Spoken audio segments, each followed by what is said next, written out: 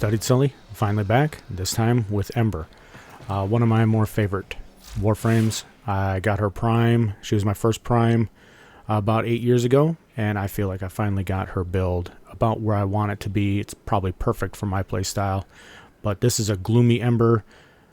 It's just, you can't die if everything's on fire because you're constantly getting that life from them. So this is an Archon Vitality Exothermic with growing power. And then I've got Prime Sure-Footed. And there's that Archon Vitality. Very important. We'll come back to that. Umbral Intensify. Prime Flow. Prime Continuity. Equilibrium. Stretch. Streamline. And Exothermic. Now, Exothermic, every enemy that is killed while under the effects of your fire have a 15% chance to drop energy orbs, which seems like more than 15%. Then we have Molt Augmented. So Molt Augmented, once you kill 250 enemies, pretty much like putting a Intensify on there, which is really nice. Especially, it just kind of allows you to ramp up damage. And then I have Arcane Blessing, just for that little bit of extra health tank. It just allows you to kind of absorb a little bit more of the punishment. Then you can see I have duration at 155. You don't want to tank your duration because the longer they're on fire, the more opportunity you have to get the energy orbs. And then Archon Vitality stacks that heat proc twice. So when you proc heat twice, it's like dealing double damage. It's fantastic. And it just gives her a little bit more health as well on top of that. I feel like this build for me is just about perfect. I don't really have any issues with Equilibrium, Streamline in there with keeping energy. The drain can get intense with your 2, and if you're not killing enemies, it can get intense with Gloom. So you want to be careful. You want to make sure that you have a weapon that can really kill, and you want to make sure that you're hitting your 4 often enough and your 3 to strip their armor. So as your emulsion goes up, the more and more you proc heat with your 4, the higher and higher it goes, all the way up to about 90% damage reduction, which is really nice, but that's where the energy drain gets intense.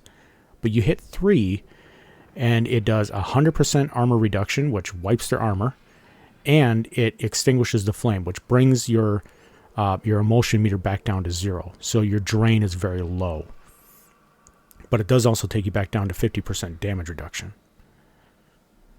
So you want to balance that very well. With this, I don't really have a problem, especially with the Exothermic, because everything's going to be on fire. And you can see that it's 7 energy a target, but you have that 15% chance on energy. And with Equilibrium in there, the cat that I run, when it deals damage, it drops more health orbs. So it's just kind of working hand in hand. It's really, for me, again, it's just a really nice build. And as you saw probably with that Steel Path run in the beginning, I really wasn't having an issue with energy drain or killing, especially when it came to the Acolyte. As for the weapon that I'm using, I have my Skull Cap, which is the Spore Lacer.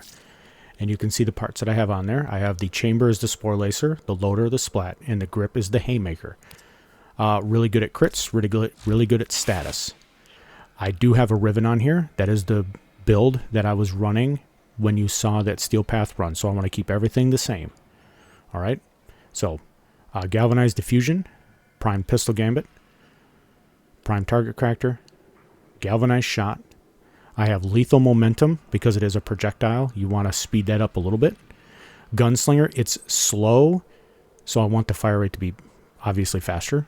Pistol Pestilence, and then Primed Fulmination. Regular Fulmination works. It just helps increase that radius and damage, especially when you're proccing Toxin. And then that's my Riven. So I have Projectile Flight Speed, Multi-Shot, Critical Damage, and then Negative Reload. So the reload would be really bad if it wasn't for the secondary Merciless.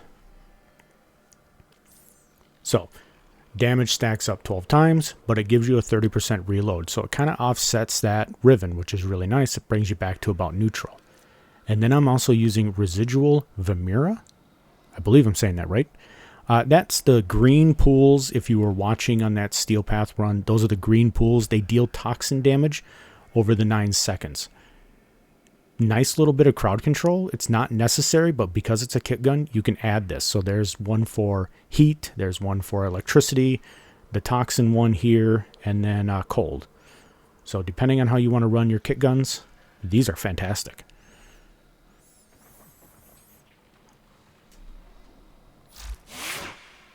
And then as my companion, I always like to bring Mike with the new companion rework. His build has changed a little bit. So I have Bite in there now, which is increasing his critical chance, which is working with Tenacious Bond. Tenacious Bond is going to give you the extra critical damage, which is fantastic. And you will really notice a big difference, especially if your weapon is high critical and high critical damage as well on top of that, or you have abilities that enhance that. So this is a mod that I definitely recommend. Some builds on cats or Kubros can be very tight, so you're going to have to make a little bit of a sacrifice to get some of these mods on. But it's a sacrifice worth it because, again, they're fantastic. The pets, the MOAs, everything, the rework was amazing. So I forgot to say you could probably take Panzer Devolution out. And then there's, or Tech Enhance. And I've also got Duplex Bond. So Duplex Bond is another one, but I just don't have it on there. I can't really figure out a way to fit it in. But Duplex Bond is another good one. Alright. Let's grab some energy quick. And we'll fill up my health. Not really necessary. These guys don't stand a chance. There are 10 Corrupted Heavy Gunners, 10 Corrupted Bombards. This is the Steel Path. Not paused. 195s. We'll get our Gloom activated so they really can't kill us. The knockdowns are nice, especially with Gloom, because it just takes them a longer time to recover. And then just spreading that toxin. Now their armor's stripped. And just everything's on fire. There's that toxin pool I was talking about. He died of the toxin. You're still on fire. You're dead. Yeah. And with the cat in there, spreading the viral with the viral quills, it just makes life so much easier. But we'll do this again now that I'm kind of built up a little bit. You can see I have at 90% armor reduction, or damage reduction, and then it takes 100% of their armor. So I only have to cast Fire Blast once. And everything's on fire. See that they're really having a tough time even attacking. But yeah, that is my Ember build. I get a lot of requests to see it and to share it in chat. So I figured I will just make a new video for it. Anyway, I appreciate you guys taking your time and checking out the video. If you have any ideas or have any thoughts, share them down in the comments. I'll take a look. Anyways, see you next time. Break the meta.